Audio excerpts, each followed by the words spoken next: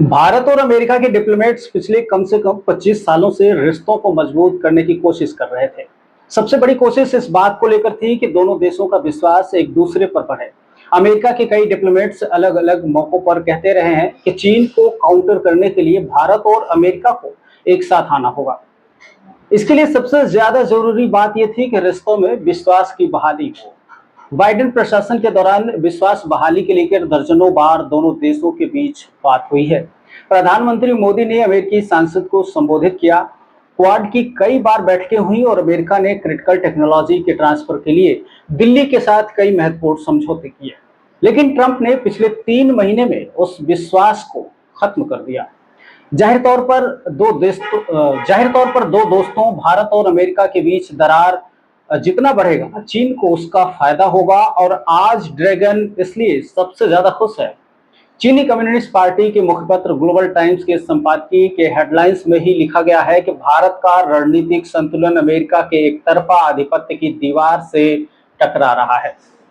इसमें सवाल उठाया गया है कि क्या भारत की गलती वाकई रूसी तेल खरीदना है या फिर अमेरिका के आदेशों का पालन न करना है। इस टैरिफ युद्ध के पीछे एक कठोर चेतावनी है।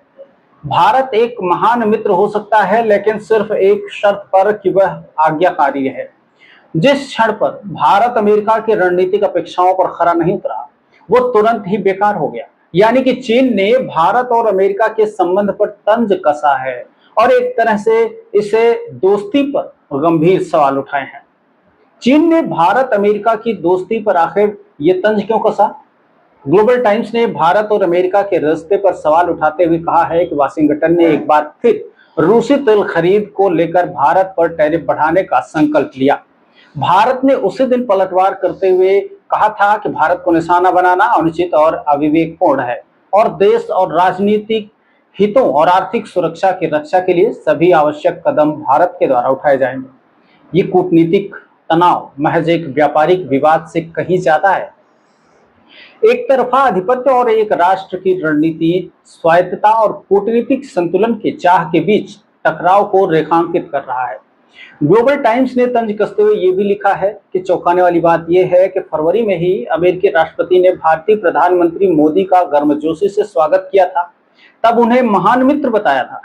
फिर भी व्यापार वार्ता नाकाम हो गई और भारत अमेरिका के बीच आशाजनक रहे जो संबंध थे वो जल्दी ही बिखर गए, चरमरा गए और धराशायी हो गए। इसमें लिखा गया है कि अमेरिका ने 25% आयात शुल्क लगाने के साथ साथ रूस से तेल खरीदने के चलते भारत पर अतिरिक्त टैक्स थोपने की घोषणा की है। व्हाइट हाउस ने एक शीर्ष अधिकारी के तहत यह भी कह दिया है कि भारत का रूस से तेल लेना यूक्रेन युद्ध की फंडिंग है, जो अमेरिका के लिए अस्वीकार्य है। राइटर्स एजेंसी ने कहा है कि यह आलोचना वर्तमान अमेरिकी प्रशासन द्वारा हिंद प्रशांत में वाशिंगटन के प्रमुख भागीदारों में से एक के बारे में अब तक की सबसे कड़ी आलोचनाओं में से एक है। लेकिन भारत ने साफ कर दिया कि वो रूस से तेल खरीदना जारी रखेगा, क्योंकि ये दीर्घकालिक तेल अनुबंध है और रातों रात खरीद बंद करना इतना आसान भी नहीं है दोस्त। भारत के साथ खड़ा होने का जो दिखावा चीन कर रहा है, क्या उसको हमारे देश के लोग नहीं समझ रहे हैं या अंतरराष्ट्रीय नीतिज्ञ के लोग नहीं समझ रहे हैं? ग्लोबल टाइम्स ने अपने संपादकीय में लिखा है कि अमेरिका ने शुरू में भारत को रूसी तेल खरीदने के लिए प्रोत्साहित किया और भारत द्वारा सस्ता रूसी तेल खरीदना उसके हितों की पूर्ति करता है।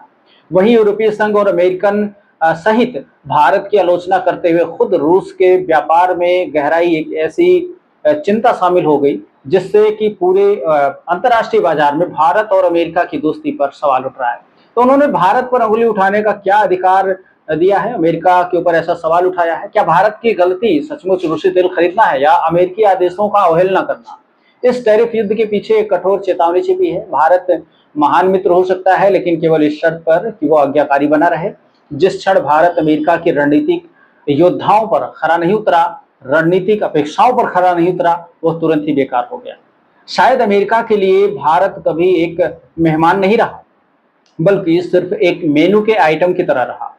ग्लोबल टाइम्स का दावा है कि इस पूरे घटनाक्रम में एक गहरी सीख छुपी हुई है। किसी हेजेमोनिक शक्ति के साथ मित्रता तभी तक मानी जाती है जब तक आपकी उसके रणनीति के मुताबिक चलते रहें। जैसे ही आप उसके रणनीति के विरुद्ध चलना शुरू कर देते हैं, उसकी धमकी और प्रतिबंधों को मानना मना कर देते हैं, आप उसके लिए बेकार हो जाते हैं। भारत के लिए अब ये साफ हो चुका है कि उसका भविष्य एक बहुध्रुवीय विश्व व्यवस्था में है, जहां संबंध बराबरी, आपसी सम्मान और साझा हितों के आधार पर बने, न कि जोर जबरदस्ती और डंडे की राजनीति पर। चीनी अखबार ने कहा है कि भारतीयों के लिए कम से कम अब से ये साफ हो गया है कि जिसे वो एक वक्त स्पेशल रिलेशन मानते थे, वो छलावे से ज्यादा और कुछ नहीं है। तो जिस तरह से चीन भारत और अमेरिका के बीच बढ़ती हुई दूरियों के बीच में अपनी टांगे अड़ाने की कोशिश कर रहा है, उसे साफ तौर पर जाहिर है कि चीन एक बार फिर से दोहरा चरित्र लेकर हमारे बीच घुसने की कोशिश कर रहा है। लेकिन भारतीय विदेश मंत्रालय और भारत के जो राजनीतिज्ञ है वो इसे बखूबी समझते हैं, भली भांति समझते हैं। हालांकि अमेरिकी राष्ट्रपति ने जिस तरह से भारत को टैरिफ में फंसाया है, उसे साफ तौर पर जाहिर है कि अमेरिका की ये धमकी है, ना कि वो अपनी किसी अन्य बात को लेकर के इस बात को लगा रहा है। क्योंकि जो संबंध होते हैं एक दूसरे के बीच स्वायत्तता के होते हैं, अंडरस्टैंडिंग के होते हैं, और जहां ये स्वायत्तता अंडरस्टैंडिंग के बॉन्ड टूट जाते हैं, वहां से एक दूरी बढ़नी शुरू हो जाती है और उस दूरी के बीच में कहीं ना कहीं किसी तीसरे के आहट की संभावना मजबूत हो जाती है, और चीन का आना इसी बात का संकेत है। इस तरह के तमाम समाचार और वीडियोस पाते रहने के लिए यूट्यूब पर देख रहे हैं तो सब्सक्राइब कीजिए, फेसबुक, इंस्टाग्राम या फिर लोकल ऐप पर फॉलो कर सकते हैं। बहुत बहुत शुक्रिया।